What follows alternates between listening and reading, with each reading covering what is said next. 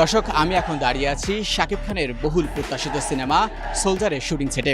আজকে মূলত শুরু হয়েছে সোলজার সিনেমার প্রথম দিনের দৃশ্য ধারণের কাজ। আর প্রথম দিনেই চমক হিসেবে শুটিংয়ে অংশ নিয়েছেন শাকিব খান।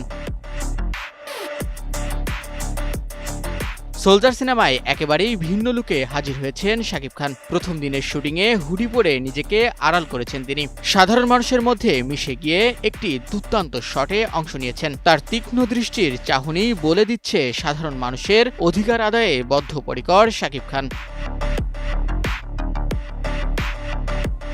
প্রথমবারের মতো শাকিব খানের সঙ্গে স্ক্রিন শেয়ার করবেন জনপ্রিয় নির্মাতা ও অভিনেতা তৌকির আহমেদ। এরই মধ্যে তৌকির আহমেদ প্রথম দিনের শুটিংয়ে অংশ নিয়েছেন। এছাড়াও প্রথম দিনের শুটিংয়ে আরও অংশ নিয়েছেন গুণী অভিনেতা তারিক আনাম খান। সোলজার সিনেমায় শাকিব খানের বিপরীতে থাকছেন ছোট পর্দার জনপ্রিয় অভিনেত্রী তানজিন তিশা ও জান্নাতুল ফেরদৌস ঐশী। সিনেমাটি নির্মাণ করছেন সাকিব ফাহাদ।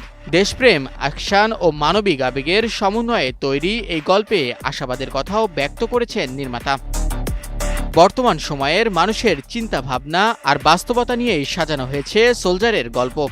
সবকিছু ঠিক থাকলে চলতি বছরের শেষের দিকে অথবা আগামী বছরের শুরুতেই 2 ঈদ ছাড়া মুক্তি পেতে পারে সিনেমাটি।